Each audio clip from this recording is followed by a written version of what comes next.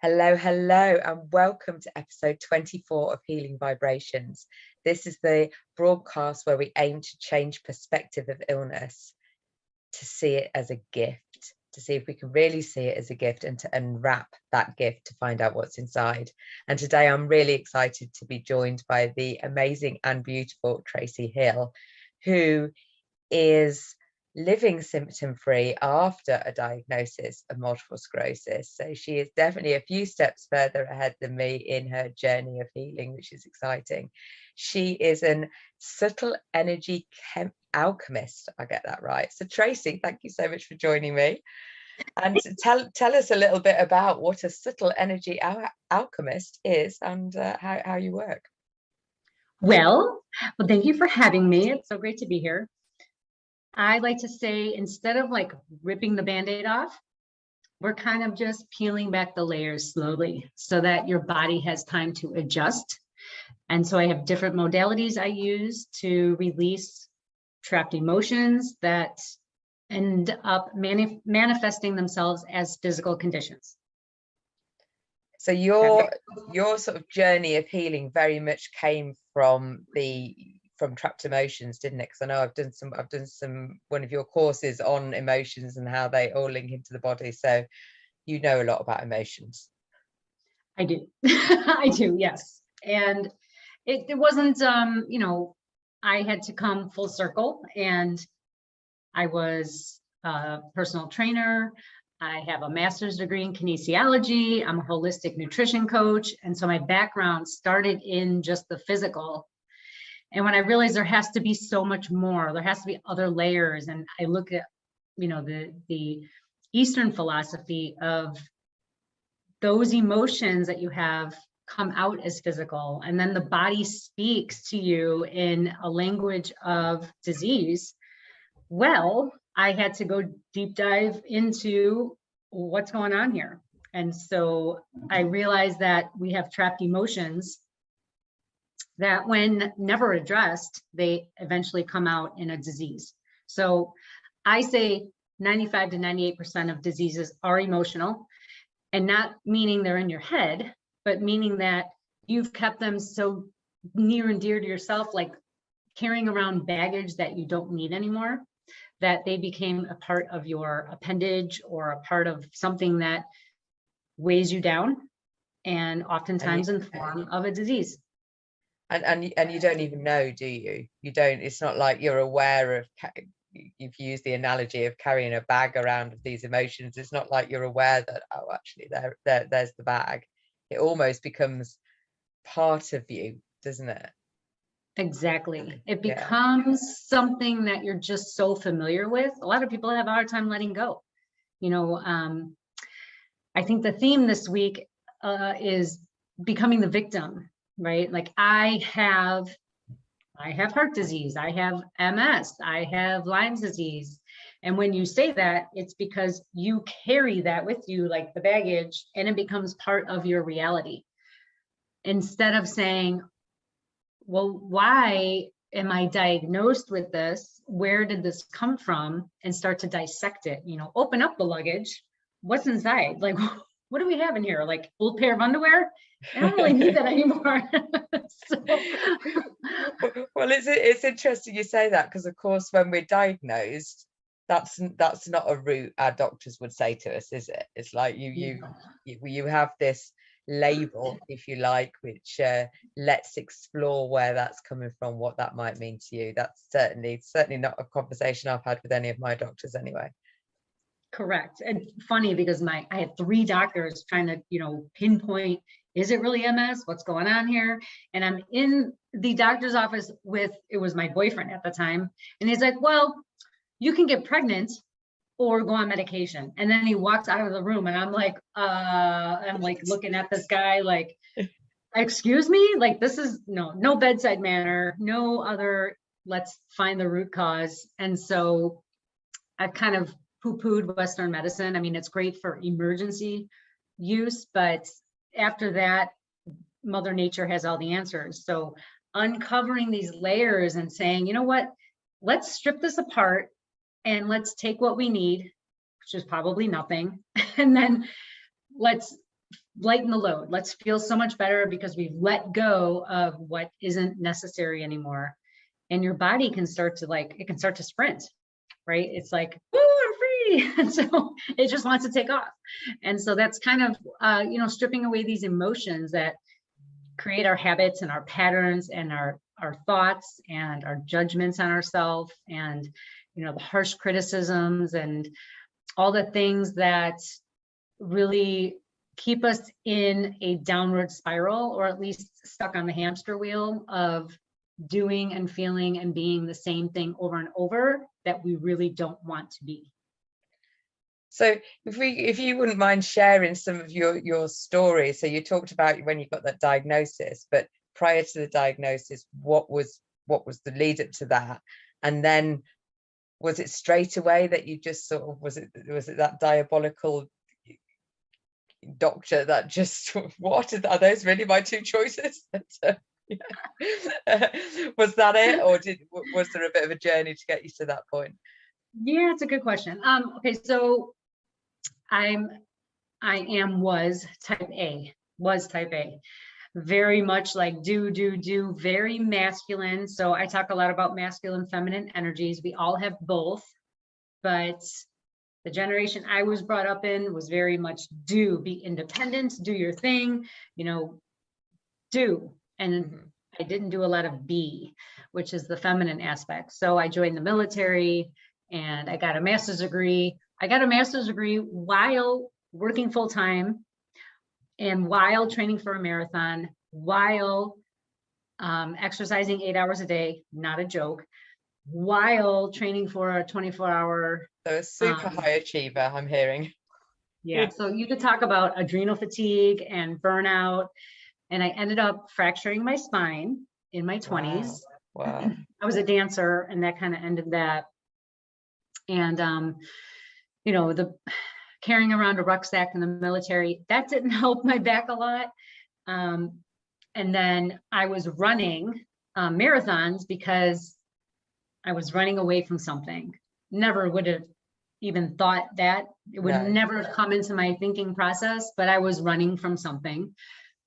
And then got married, and I was diagnosed shortly before marriage. And then my world kind of fell apart, but I was put on Copaxone.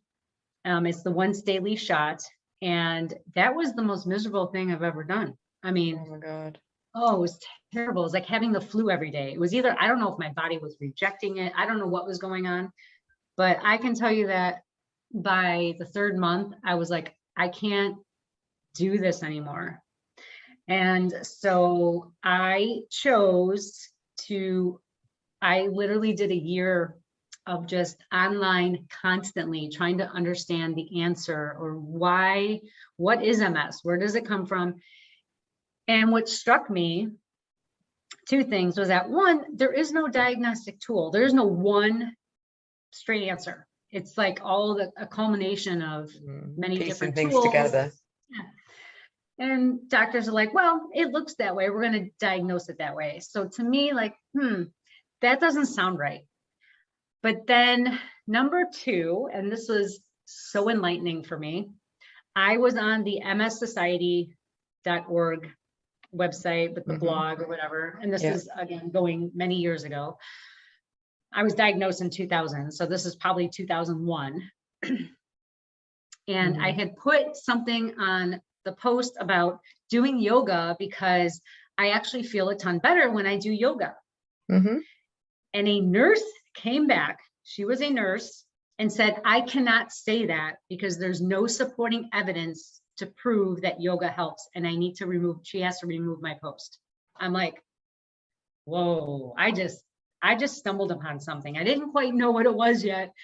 I'm like, how can she say that? Like, yoga's been around for thousands of years. And all you were saying was that you felt better for doing it. You weren't saying it helps people with MS. Right. Or like, come over, I'll teach you yoga if you have MS. I was just saying it helps me. And so I got off of that site. I said, no more MS Society. I don't believe in them. The fact that they just keep taking in money, no offense to anyone who's involved in it, but I don't believe in it. And got off of that and realized that there's something missing. So I took a deeper dive. I went down the rabbit hole. So went way down the rabbit hole and just found that environment, the toxins, the weed killer, the pesticides in our food, the water, the So many fluoride. toxins, aren't there? Oh my God. When you start thinking about what you put into your body, what you put onto your body, where you live, and that's not before you get into relationships and workplaces and all of that sort of stuff. Yeah, which will create a whole nother toxic environment. So when I was in the military, I got shipped overseas and got 9 shots in a row. And I was fortunate enough to know somebody who was he was military crazy. Okay. He was off, I'll say off his rocker, but in a good way. He took me to a library and showed me all the military law books and showed me underneath each shot what they caused. And I'm telling you, the print was probably a 6 font, and it was pages and pages and pages of just one shot. And MS was when you say shot, you mean injections? Injections, yeah, yes, yeah. Or to go overseas for the military. Yeah. And MS was listed in there, and I'm like, huh, well, that's interesting. Then I read the book Vaccine A, and if you want to get really freaked out, read the book. If you don't read that book, because it will change your, oh my God. Oh my goodness. Another eye opener. And so I started piecing all these things together and saying, okay, well, the Eastern medicine, they use the earth.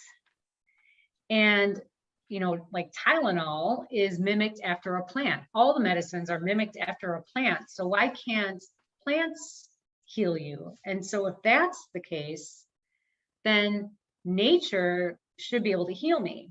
So again, this is like a long time. Yeah, lots of reading, lots of rabbit holes by the sounds of it. Yes. And then I learned about the fascia many years ago, but it wasn't really like, I read about it and I was like, this is super interesting, but the Western world didn't even acknowledge fascia as a thing for the longest time. So if you're new to fascia, it's an organ, but the Western world's just catching up with it. Eastern world's like all about the fascia. And I believe the fascia holds everything. And that's where a lot of your emotions kind of get webbed into. So fascia, for people that have not heard of it before then, because I've got my idea of what it is. Because would you like to explain what you how you describe it? So if you consider, I did a Facebook Live about this.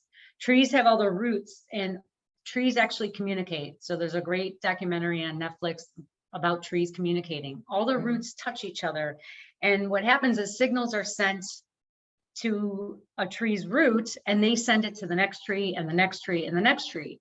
So all those roots, they get really tiny, right? So the fascia is connecting every single part of your body to every other part of your body. It's like a giant spider web of connective tissue, and it sends and receives signals. So it's not your nerves, it's actual like a fibrous white fascia. It's the way I was, when you're chopping chicken, sometimes you can see it on the chicken, can't you? That little tiny bit of yucky stuff. It feels like that's and it covers. Am I right in thinking it literally covers all of our muscles, all of our organs, all of our everything inside of us is connected with this, and it really is like you said, a minute fine membrane, isn't it? Exactly, interconnections. It is super intelligent because it holds all the information, and that is the reason Eastern medicine is so much more advanced. Is they don't think that you can separate organs. You can't just take out a gallbladder and say you're fixed, because guess what? That fascia that was there is holding the memory of the gallbladder, so you can still have the problems. And you can't, just work on the heart. You have to work on the emotions of the heart, plus the fascia that's connected to the heart moves through the rest of the body. So if there's an emotional connection, which is most heart disease, is an emotional connection, it travels to the rest of your body and affects all the other organs. And so they all need to be nurtured, and not just the one. You might need to focus on the one for a little bit, but not in a Western medicine sense where you just give it a medication and go on your way. Yeah. I mean, my opinion, but Yeah. Yeah, a lot of people no, take I'm medicine. with you. Yeah, it's there's so much more to it, isn't there? Absolutely. So when I read about this fascia, and again, it was kind of just like, I understood it and I was like, okay, cool. But because Western world wasn't up to it, there was really no information here on it. So I kind of just let that go for a while. And when I discovered body code and realized I got rid of my severe cat allergy, my severe egg allergy, I healed myself of so many things by doing the emotion code, which if your listeners aren't familiar with, you can look up the book by Brad Nelson. I think it's just Brad called Nelson. Emotion Code, Body Code, Emotion Code. I've been doing it for so long that I was doing it, and then I ran across this book, and I'm like, this is exactly what I'm doing. Cool. It's the ability to tap into your subconscious and get a positive answer or a not positive answer, and find out anything you could ever want to know about yourself through your subconscious. And so through using that, I healed myself of allergies. And I'm like, well, if I can do that, then what can I not do? Right. So I took that and I expanded it into healing my emotional state and my physical state. And it kind of just led me into the path I'm in now. Wow. Wow. So yeah, that's it. And you are living totally symptom free now. So do you have to do you follow any diets or anything like that? What's your sort of daily life look like these days? And that's funny because I do have, I call it high maintenance routines in the morning and at night, but they're all very natural and they ebb and flow intuitively. So I intuitively eat. Some days I'm vegan, some days I'm eating meat twice. It's like whatever. If I want to eat fruit for 2 meals, I eat fruit. You know, I don't follow any one thing. And so my routine, I do a lot of like plant medicine type of things. So I do what's called hape, which is an indigenous root plant that's mixed with tobacco and ground down really fine, that you blow up your nose. And yeah, it's, everyone's always like, what? But it's very spiritual and it's also very cleansing and it's really healthy for your body. I do pink water, and I do liquid magnesium. I do diatomaceous earth. I do warm lemon water in the morning. I do like yogic exercises. I do qigong when it feels right. I use everything I use is natural. I make my own deodorants. You know, my hair, my dish soap, my everything is natural, or I make it.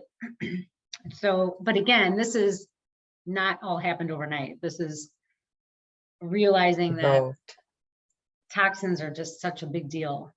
So, but I ebb and flow on things depending on what I feel my body needs.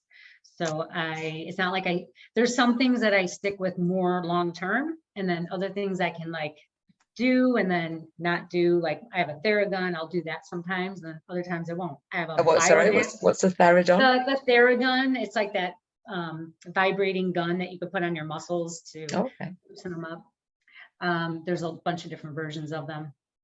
I have a biomat that's got crystals in it, and it heats up and it sends red light therapy.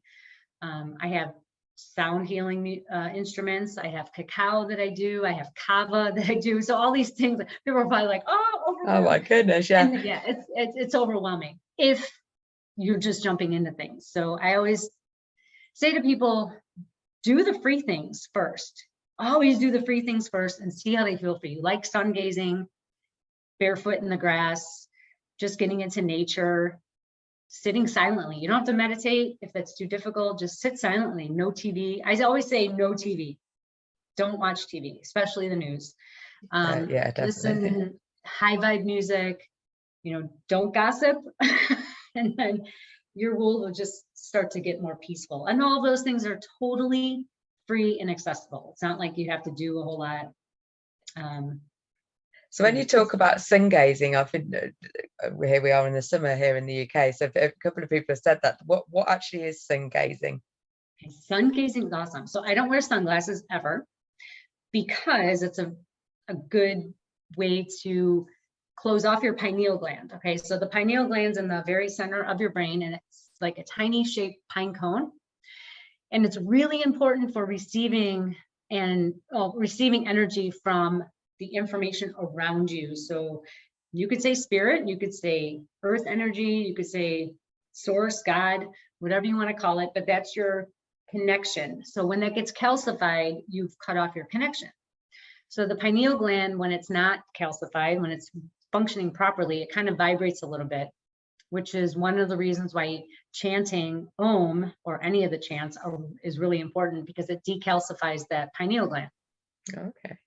So what happens with sun gazing is in the very beginning morning hours, when the sun just comes up over the horizon, you have about 1 hour, depending where you're at, where you can look directly into the sun and it won't hurt your eyes.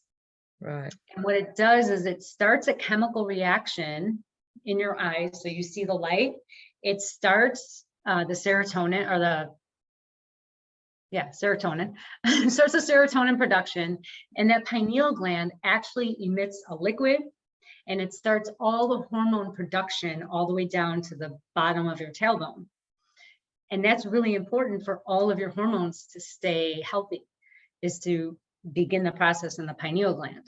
But if you're wearing sunglasses a lot, or you're inside a lot and never get sunlight in your eyes, it's like at night, if you're staring, at your phone screen and you're getting the wrong light at the wrong time. So you want natural sunlight during the day, so that when you go to sleep at night, the melatonin kicks in, and now you started your natural circadian rhythm. You go to sleep when it's dark and you wake when it's light, and you have more energy. Your body starts to heal. The stress, your fight or flight gets back in check.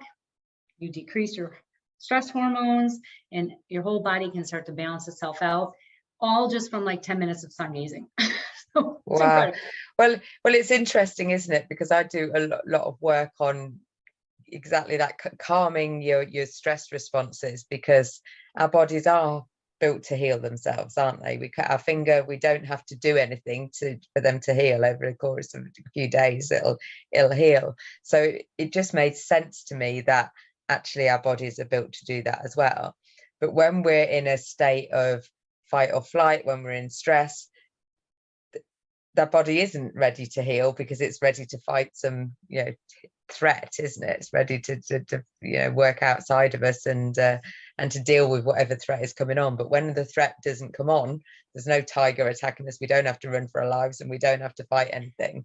It's just there all the time in our psyche, really, isn't it? Of what we're thinking about, our environment that we're in, and the perpetual way that life has sort of evolved a little bit. Yeah.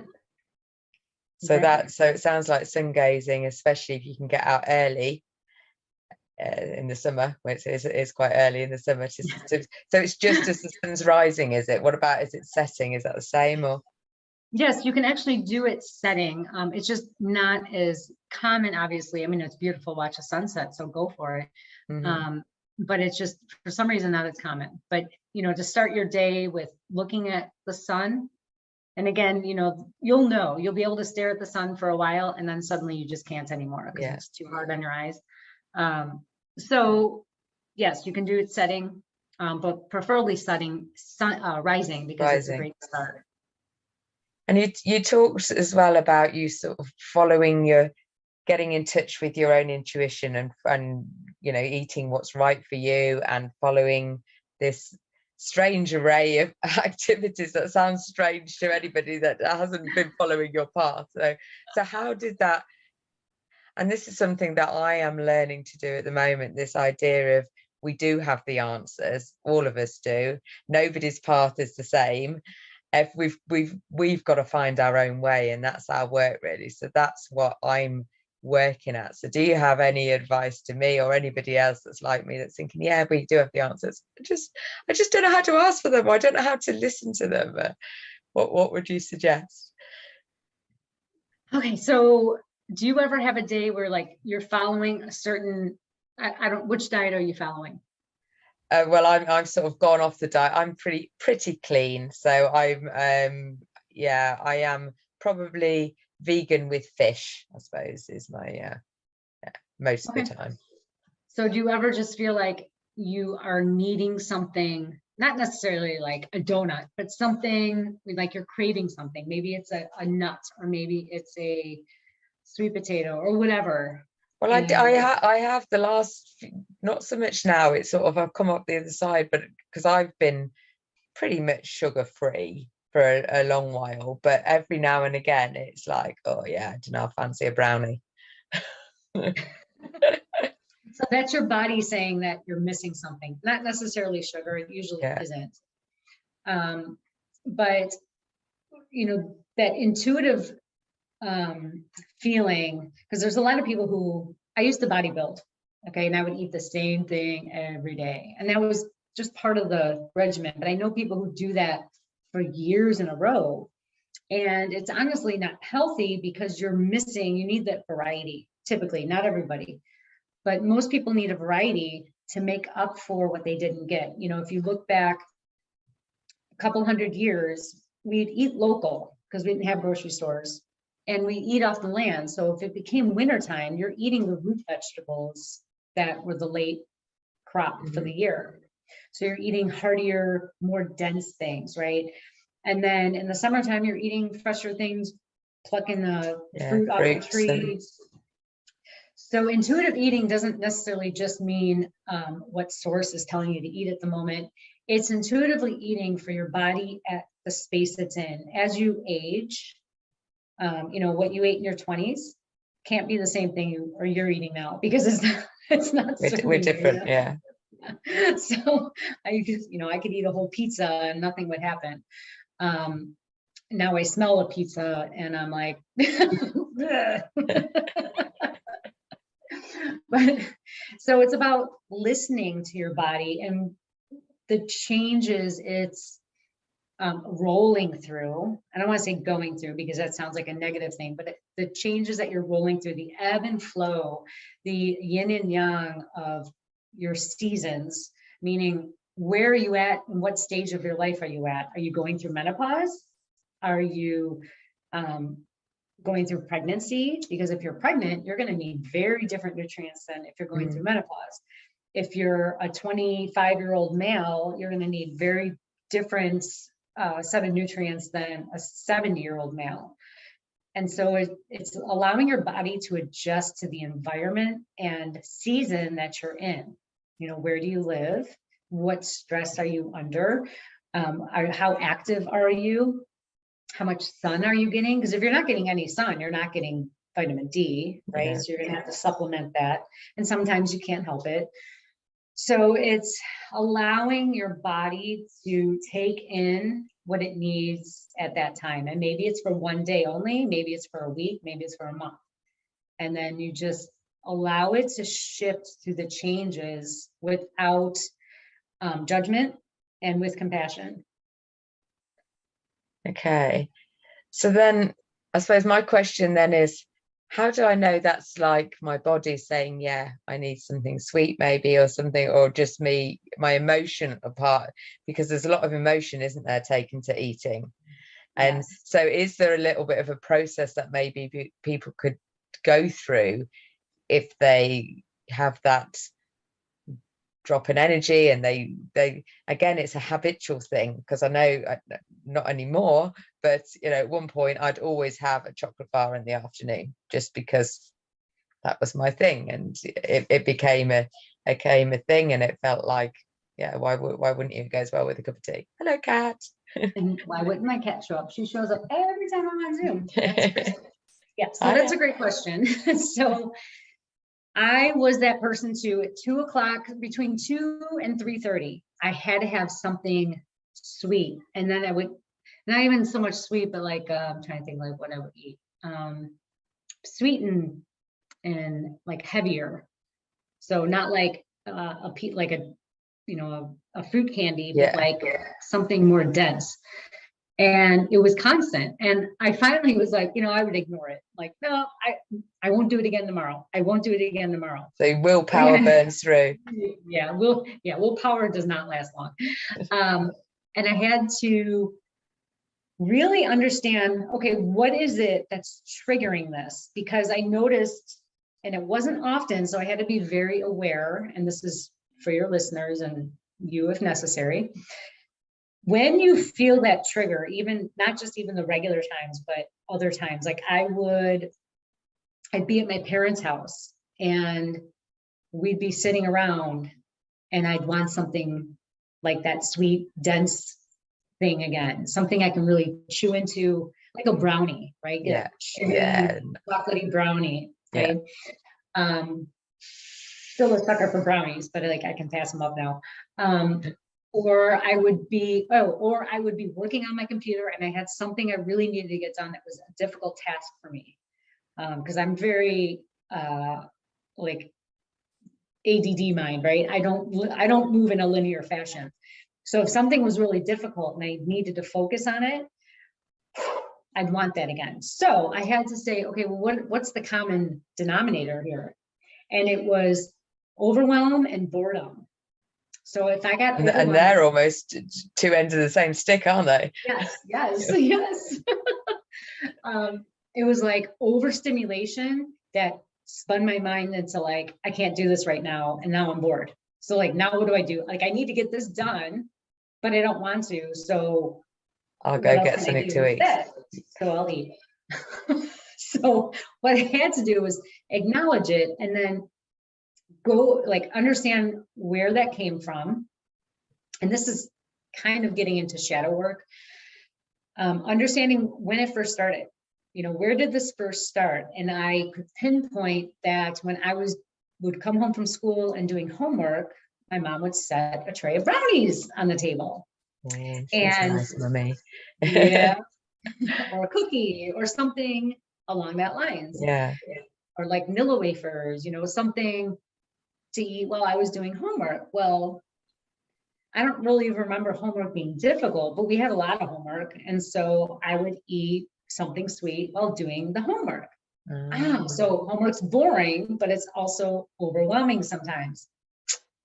Oh, I got it now. So I had to acknowledge it and really just let myself absorb into that memory and the feeling of being overwhelmed, and then find something else to do in its place. And then, be okay with, why am I bored? What makes it boring? And it's okay that type A in me was like, it's okay to do nothing. Took me a long time to figure that one out. It's okay to just sit there and stare at the ceiling and go for a walk if you need to, or go do laundry. I would find kind of mundane things to do, like laundry or vacuum or dishes or something. And like, okay, I can do that for a little bit. And then eventually. But I find doing something like that is quite good, because actually it might be mundane, but it doesn't necessarily take very long.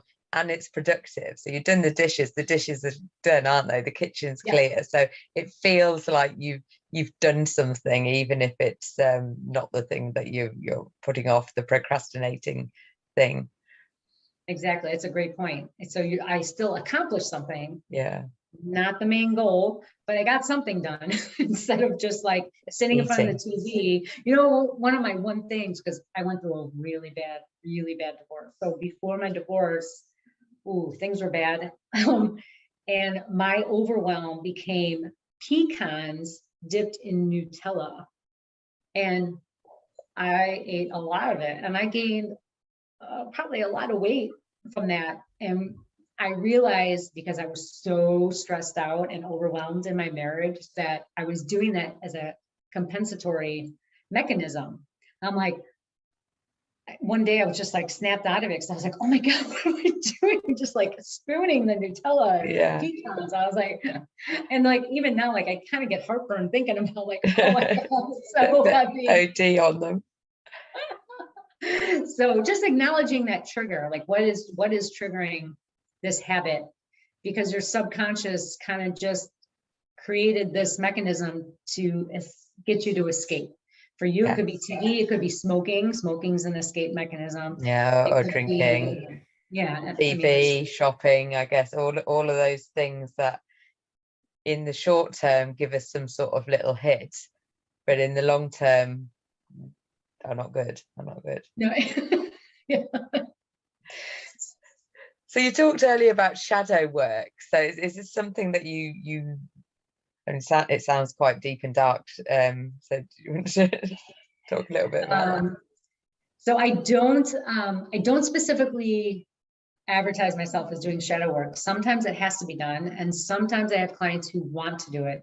This is not something that, so I had to do it. I had to do it. I chose to do it on my own, but I didn't know what I was really doing. It took me 10 years to figure out the shadow work process, and it got ugly because I didn't have somebody. This is before shadow work was even like a thing. It didn't even have it. Well, I didn't know I had a name. But digging into your past and uprooting all the gunk, all the weeds that you just let overgrow. And it's not for the faint of heart. You have to really be ready, because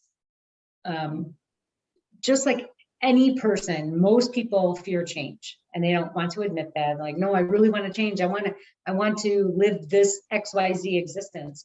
But because I was self-sabotaging, I had a fear of success and failure.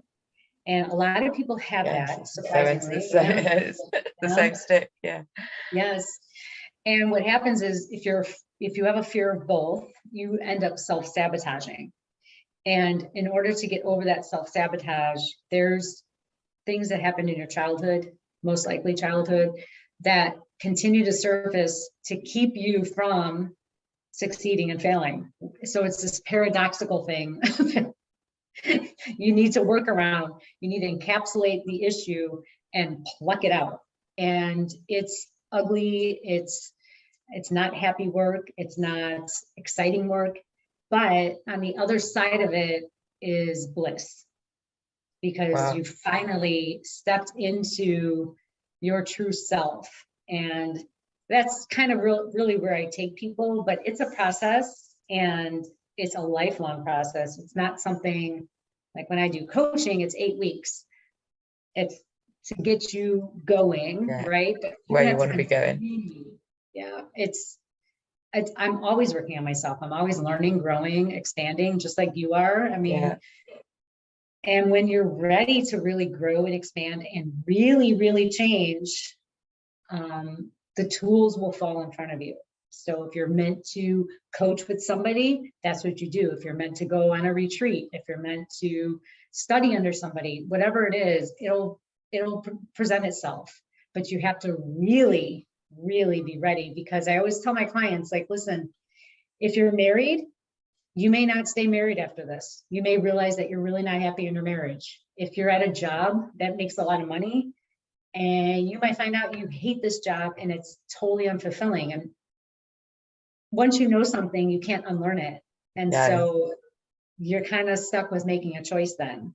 Either be miserable and stay the same and know that, or change, create complete chaos in your life until things can settle back down and you found your space on this planet. So it's not for the faint of heart.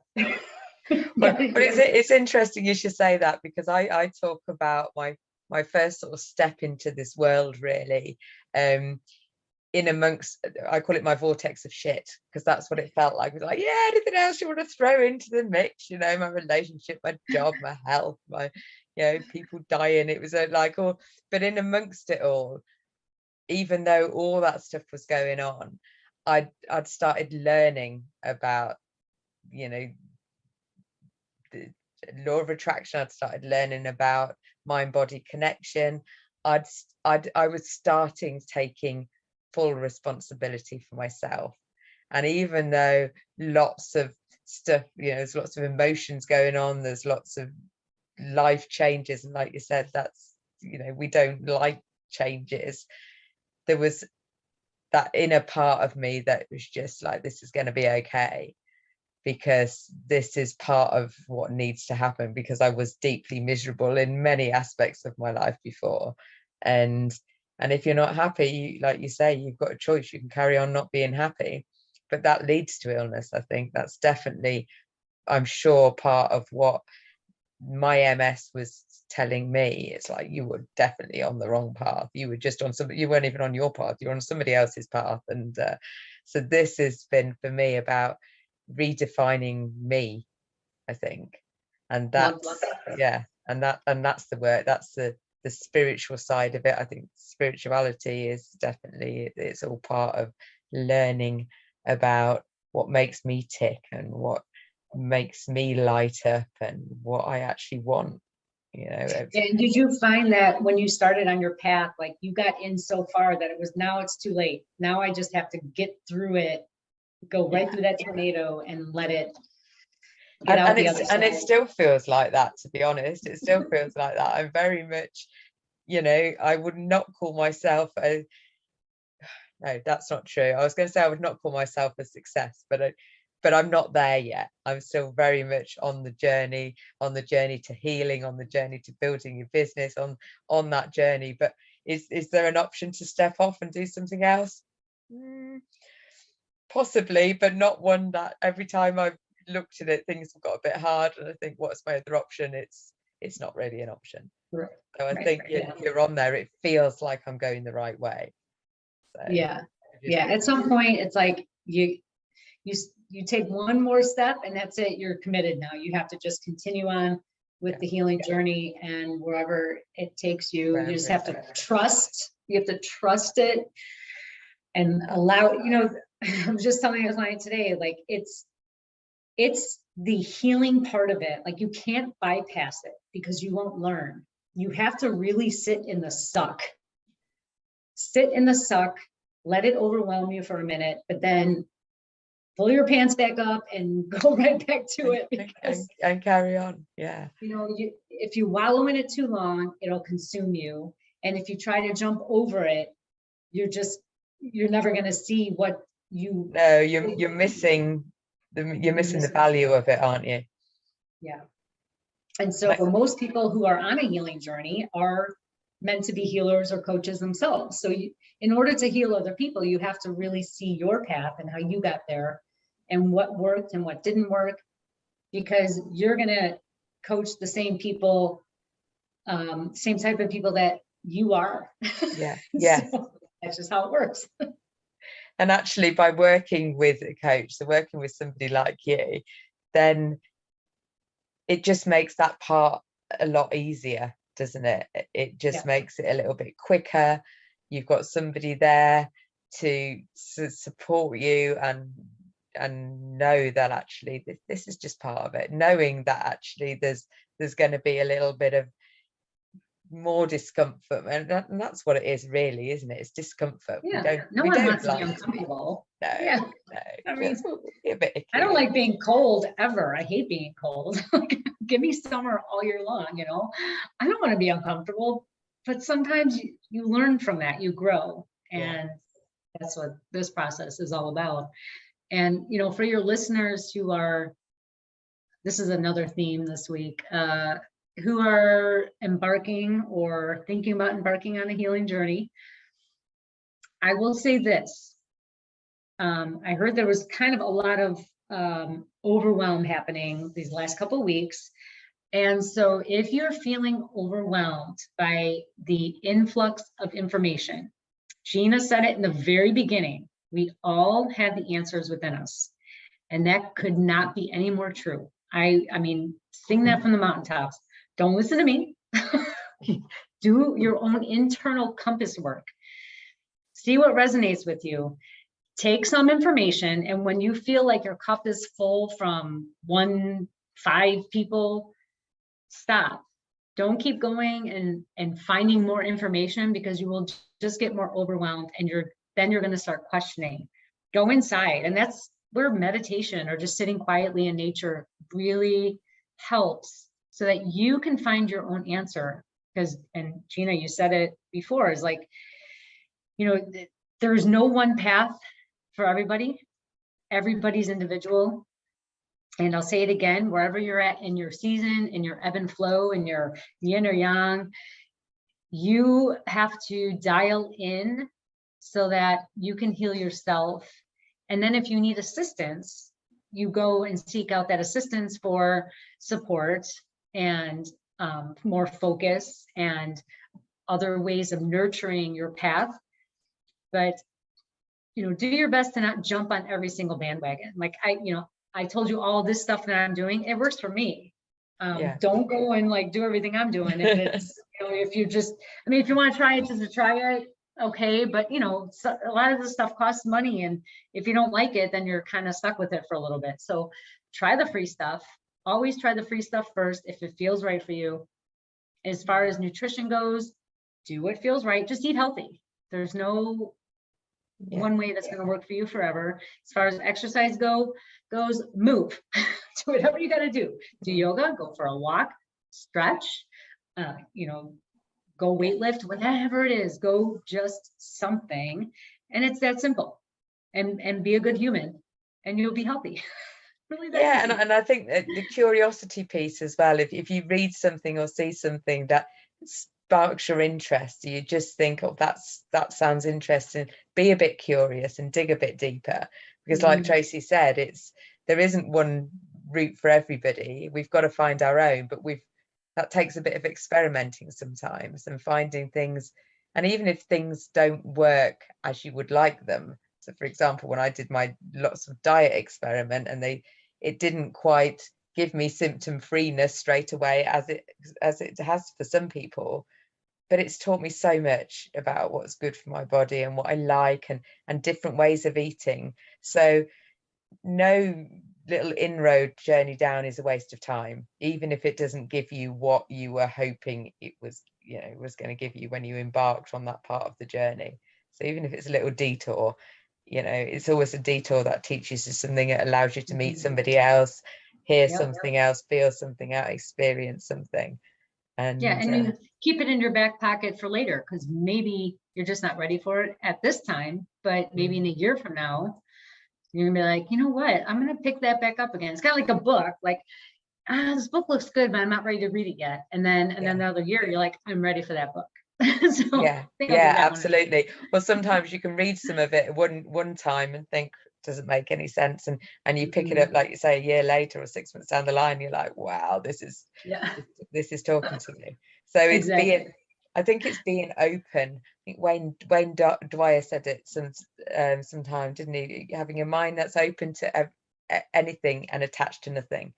And it's that sort of concept of, okay, I don't know what's going to work, but I know this stuff works for, you know, it's worked for some people, so therefore it's possible. So be open to experiment and have fun with it. I think sometimes it can feel very serious to go out and heal ourselves. We're on this journey of self-healing and it sounds like very serious. Well, what happens if this is just making it the most fun journey?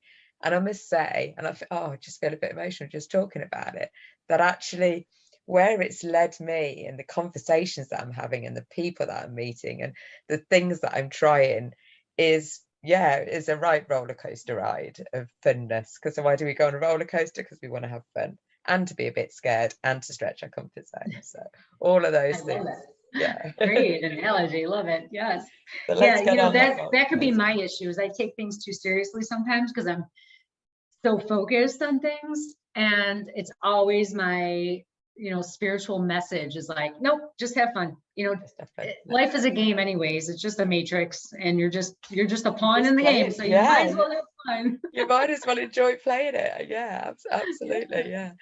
I think because we've both been talking in the Symptom Free MS Summit, which is going on at the moment. So if anybody hasn't tapped into it yet, then let us know. We can share a link. But Matt Embry was saying on that, I watched his one, and he talks about it being a bit of a battlefield. He goes out to battle, which I don't really like talking about it in quite that way. But I like the way he turned the battle into a game, almost like the same thing. It's like, it's not necessarily a battle, but it's a game that you're playing. And we're all, you know, if you've played computer games, you'll have a similar thing, but even any type of games at all, is that it's a strategy piece. We're working it out, we're solving problems, and that helps us to grow as well. So treat it all like a game, and let's chill out and enjoy the ride. Sometimes I get on my unicycle and I fall off. That's part of the game. And then I laugh at myself. You have to have the ability to laugh at yourself. That's really important. Because if you're not, you're taking it too seriously. You're taking it. Yeah. Find something to laugh at every day, because even if it's Definitely. yourself. Well, interesting you say that.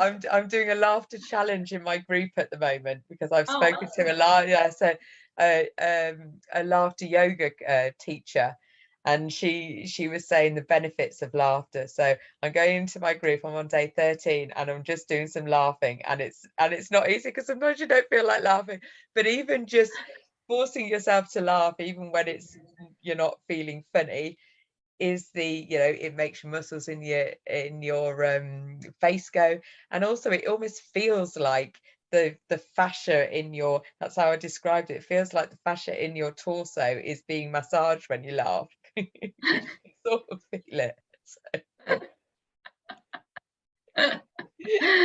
Well, I definitely, love laughing. yeah, absolutely. Laughing is so important. Oh my goodness. Well, that brings us a lovely note to end on. And thank you so much for sharing your story and some of your ideas and suggestions and thoughts and wisdom, really. And it's so amazing to speak to somebody that's come out the other side of MS and is living an amazing life, and yeah, and is not having to deal with the symptoms, which is fantastic. And you said that I always like to end these broadcasts with a nice little exercise that we can do and share. So I believe you've got a nice exercise for us I to. do. So this is called Nadi Shodhana, and this is great for the afternoon. I had to pick this up to stop my sugar habit. So Okay. because it gives your brain a little boost of energy and vibrancy. It's alternating nostril breathing. Okay. So you're going to just take a normal breath in and a normal breath out, and you're going to anchor a finger or two up on your forehead, and we're going to be blocking the right and then the left, alternating, hence the name, alternating nostril breathing. So we're going to take a normal breath in and out, and your left hand just stays on your lap. You can anchor your fingers. So we're going to breathe in and out, and then you're going to block the left, and then inhale through the right. Now you're going to pinch both, and you're going to hold, and then let go of the left side. Breathe out the left. Inhale on the left. Pinch both. Exhale on the right. Inhale on the right. Pinch both. Exhale on the left. Inhale on the left. Pinch both. Exhale on the right. Inhale on the right. Pinch both. Exhale left. Inhale. Pinch. Exhale right. Inhale. Pinch. Exhale left. Inhale. Pinch. Exhale right. And then release. So you would ideally want to do that for 2 to 5 minutes. But what it does is it gets the right and left hemispheres communicating better. So enlivens your brain activity, helps with focus and memory, a lot more things too. So if you need that afternoon pick-me-up, at your desk, people are like, oh yeah, what's she doing over there? and I think because you're focusing on doing something, you've got to concentrate up to a point, haven't you? Otherwise you get muddled up with then it gives you that mindfulness. It stops your brain from thinking about whatever else other things thinking about. Yeah, definitely. Yes, absolutely. Oh, that's lovely. Thank you so much. So if anybody wants to get in touch with you or find out more about how to work with you and what you do, what would they do? Great question. So I have a website. It's consciousevolution.coach. And right now I am planning a retreat for March 23rd through 28th in Joshua Tree. Super excited. It's for women only. And I have limited spots, but it's going to be amazing. We have a personal chef that's going to be living in with us. We have a sound bowl therapy. We have cacao ceremony. We have hiking, all kinds of great stuff planned. On the whereabouts is sooner that? end, Joshua Tree in California. So it's an energy vortex center. So it's one of the ley lines. Yeah, very exciting. I'm also just starting, I'm going to be creating an MS group specifically, and I have this frequency scanner that I just started using that I absolutely love. A little too complicated to explain here, but everything is frequency. And so what I can do is send the group a frequency to help release symptoms of MS. And it's frequency goes everywhere. But on my website, you can find out about my coaching, sign up for my emails, which will have a lot more information as things get rolled out. I have a very cheap class on the pineal gland. I have a cheap, very cheap chakra class, and those are both self-guided. So they're already uploaded into a program. Lots of other fun stuff. So check out consciousevolution.coach. Well, I'll be sharing the link in the information bit about it. And yeah, thank you so much. Shame I'm not a little bit near California, because that retreat sounds, maybe by March I might have loads of money and I can take a trip over there. That would be fantastic, because that sounds amazing. And yeah, well done for doing all the work that you're doing and sharing your magic, because it really is. And you've got a big Facebook group, haven't you? The Healing MS Naturally. So where Traci shows up every now and again, and they've got a real positive community going on in there as well. Yeah, and thank you for all the work you're doing. Thank you very much. Beautiful. Yeah, So awesome. thank you. All righty, we'll end it now.